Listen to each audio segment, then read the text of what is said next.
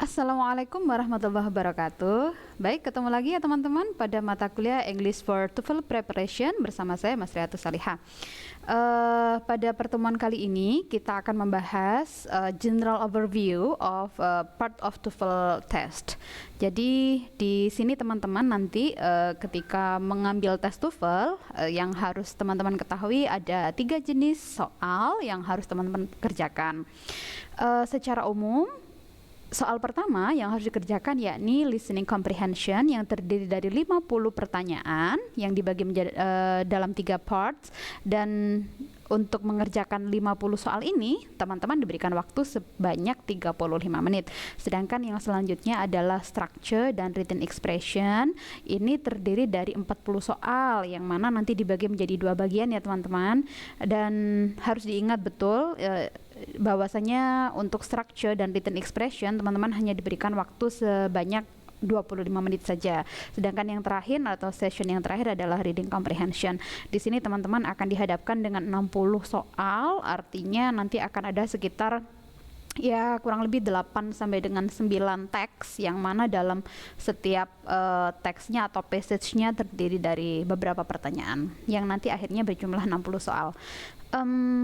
Dan untuk waktunya kalian nanti akan diberikan waktu sekitar 55 menit. Nah ini nih, jadi kalian harus pinter-pinter ya dalam time management. Secara detail dalam listening comprehension we have part A atau short dialogues yang ini terdiri dari 30 pertanyaan. Nah kemudian disusul dengan part B atau longer conversation yang mana di dalamnya terdiri dari satu percakapan yang agak panjang, tetapi nanti untuk part ini terdiri dari 7 sampai dengan 8 pertanyaan. Artinya nanti satu longer conversation itu untuk 3 sampai dengan 4 pertanyaan. Nah, selanjutnya untuk part C atau academic talks, di sini teman-teman akan mendapatkan mendengarkan 1 sampai dengan 2 talks yang terdiri dari beragam atau various genre, various topics yang dimana di dalamnya terdapat 11 sampai dengan 13 pertanyaan. Nah, untuk menjawab 50 pertanyaan tersebut, teman-teman diberikan waktu 35 sampai dengan 45 menit ya. Jadi, gunakan waktu dengan baik. Artinya, untuk mengerjakan satu soal, teman-teman memiliki 12 sampai dengan 15 detik untuk mengerjakan soal tersebut. Satu hal juga yang harus diketahui oleh teman-teman semua adalah dalam materi listening, rata-rata ungkapan-ungkapan atau expression yang dimainkan dalam recording tersebut rata-rata menggunakan expression Amerika atau American expression. Sangat jarang sekali digunakan British English expression. Selanjutnya untuk part A, kita secara detail ya, di sini isinya adalah short conversation or dialogue. Jadi ada 2 orang sedang melakukan percakapan yang diikuti dengan 1 pertanyaan.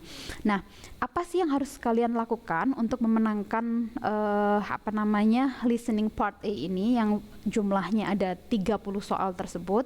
Pertama-tama teman-teman harus fokus ya pada orang kedua. Jadi memang rata-rata jawaban untuk part A ini ada pada orang kedua.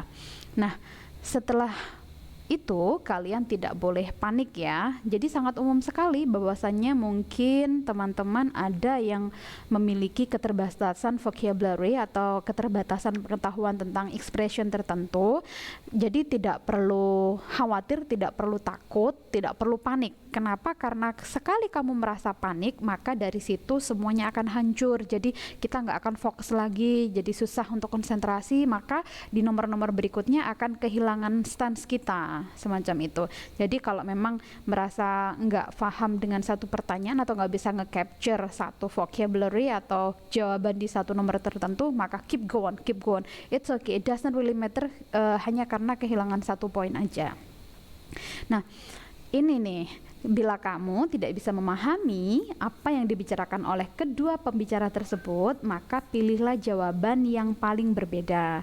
Kenapa demikian? Karena secara umum dalam pilihan jawaban itu terdapat 4 jawaban ya teman-teman, ada A, B, C, dan D. Nah, hampir bisa dipastikan bahwasanya dalam setiap soal itu nanti akan ada 1 jawaban benar, 1 jawaban salah, dan 2 jawaban pengecoh. Nah, teman-teman, cari jawaban yang paling berbeda. Kenapa? Karena dengan kata lain, yang berbeda ini adalah biasanya adalah jawaban parafrase dari kalimat atau statement yang diomongkan oleh orang kedua tadi.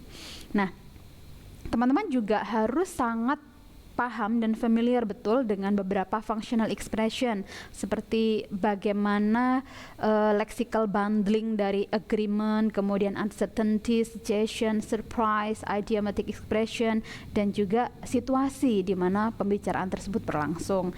Nah, tips yang mungkin tidak tertulis dan ini biasanya yang saya sampaikan kepada beberapa mahasiswa saya adalah teman-teman bisa make a guess. Jadi kalau misalkan kalian merasa tidak yakin dengan jawaban apa yang harus kalian pilih, maka jurus yang terakhir adalah membuat perkiraan gitu, gambling aja kira-kira jawabannya apa. Dan memang kalian tidak boleh ini ya teman-teman, tidak boleh meninggalkan lembar jawaban kosong, terlebih nanti dalam proses pembelajaran kita atau ketika kalian juga mengikuti TOEFL, baik itu official ataupun yang masih latihan dengan mengikuti TOEFL Like, itu saya kira memang tidak akan bisa, apalagi kalau yang berbasis internet ya, tidak akan bisa dikumpulkan itu lembar jawabannya kecuali kalian mengisi semua pertanyaan. Baik, dalam section A nanti ada beberapa jenis pertanyaan yang sering muncul dan ini sudah tersistematis, artinya pertanyaan-pertanyaan ini biasanya memang muncul di bagian pertama. Misal kayak what does the woman or man mean? Jadi apa sih yang dimaksud dari laki-laki atau wanita tersebut? Ini biasanya memang jatuh pada pertanyaan pertama atau 3 pertanyaan pertama.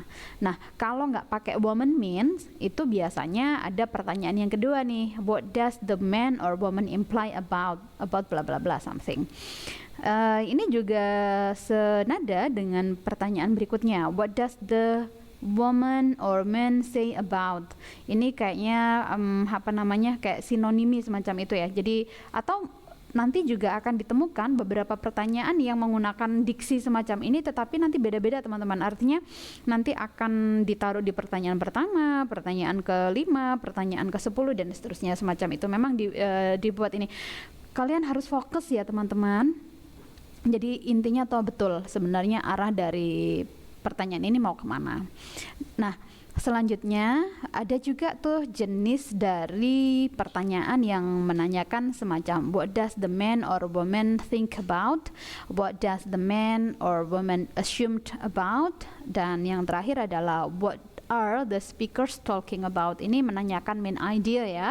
Kalau yang tadi tuh lebih menanyakan meaning sebenarnya, goals atau mungkin tujuan, purpose dari hal yang dibicarakan tadi itu apa. Nah, teman-teman, dari sini dapat diketahui bahwasannya dalam menjawab, teman-teman harus tahu betul ketika mendengarkan itu, harus tahu betul mana sih kata kuncinya dari setiap pertanyaan, dari setiap pilihan jawaban, dan juga jawaban yang benar, dan juga tentu saja dari conversation yang sudah kalian perdengarkan pada sesi sebelumnya itu pasti terdapat satu kata kunci. Nah, kata kunci ini biasanya saling berhubungan, linking antara kata kunci yang ada pada conversation, ada pada jawaban, dan juga ada pada pertanyaan, semuanya linking. Jadi teman-teman harus fokus untuk mencari di mana sih benang merahnya atau di mana sih kata kuncinya semacam itu. Selanjutnya, pertanyaan-pertanyaan yang biasanya muncul pada soal listening untuk part A adalah what is the man Nah, jadi what is the man or woman going to do? Kemudian yang selanjutnya ini untuk menanyakan kemungkinan ya, probability atau mungkin juga future plan, apa yang akan dilakukan oleh si pembicara tadi, entah lelaki atau perempuannya. Seperti pertanyaan pada what is the man or woman going to do? What does the man or woman plan to do?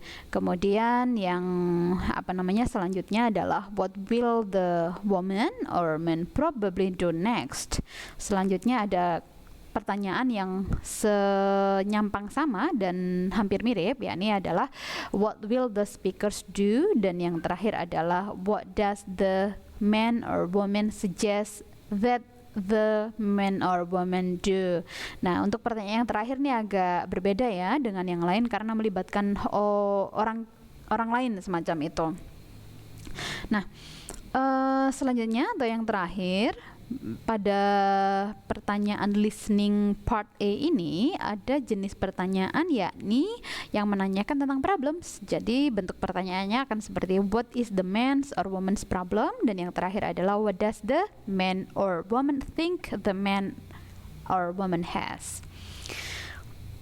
Selanjutnya untuk part B, di sini kalian akan diukur kemampuan mendengarkan kalian pada teks yang lebih panjang atau conversation yang lebih panjang. Nah, nanti yang pasti dalam satu conversation panjang itu akan diikuti oleh beberapa pertanyaan, antara 3 sampai dengan 4 pertanyaan. Secara detail, jenis-jenis pertanyaan yang sering muncul pada part B berkisar tentang topik ya. Kemudian menanyakan di mana tempat kejadiannya, kemudian apa yang akan dilakukan, dan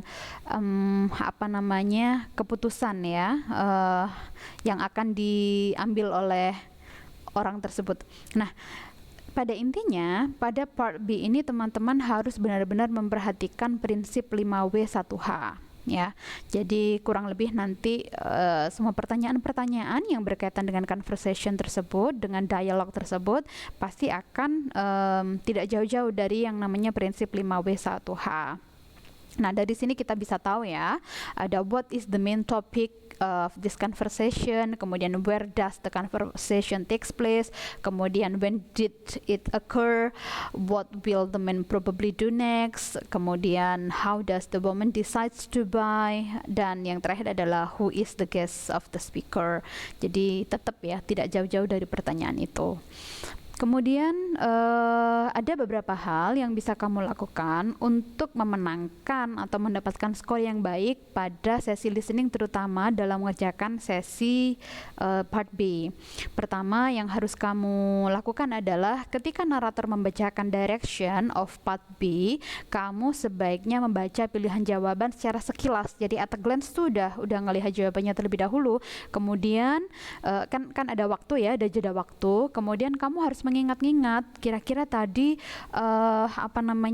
jawabannya apa ya. Nah, kemudian sambil memperkirakan juga kira-kira temanya tentang apa. Nah, ketika sudah memperkirakan temanya tentang apa, ketika kamu menyimak conversation, kamu harus mengetahui tuh benar-benar memastikan tadi perkiraanmu itu benar apa enggak sih. Nah, kemudian teman-teman mahasiswa juga harus sangat aware, sangat waspada terhadap masing-masing pertanyaan, karena tidak mesti urut ya dalam satu conversation atau dialogues itu nanti pasti akan ada 5W1H itu muncul semua, kan nggak mungkin semacam itu. Jadi karena terbatas hanya untuk 4 sampai dengan maksimum 5 pertanyaan, maka dari prinsip 5W1H yang artinya nanti akan ada 6 poin ya, itu nanti mungkin hanya 3, 4 atau 5 lah maksimum yang ditanyakan. Jadi kita nggak tahu tuh nanti yang akan muncul pertanyaan how, why, what, where, when, itu yang muncul yang mana. Jadi tetap harus waspada. Nah, kemudian ini mungkin yang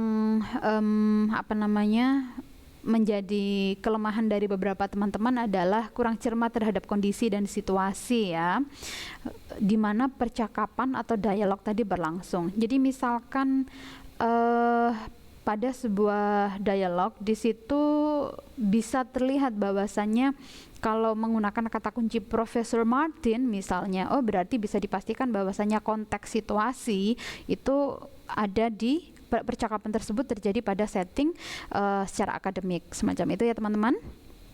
Kemudian dalam part C ini seperti yang sebelumnya, kalian harus kenal dulu bahwasannya di part C ini akan soalnya berbentuk short lecture atau short talk, dan lebih banyak di academic talks ya.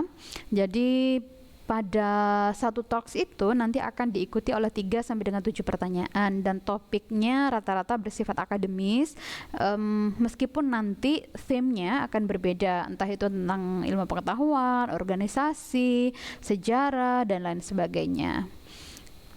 Kemudian teman-teman, dalam part C ini sekitar ada 4 jenis pertanyaan yang pasti akan ditanyakan, ya. Ini pertama adalah main idea, kemudian detail atau supporting details, kemudian purpose, dan implication. Nah, apa tuh main idea? Saya kira teman-teman tahu semua ya, karena sudah diajarkan pada mata kuliah reading dan juga writing.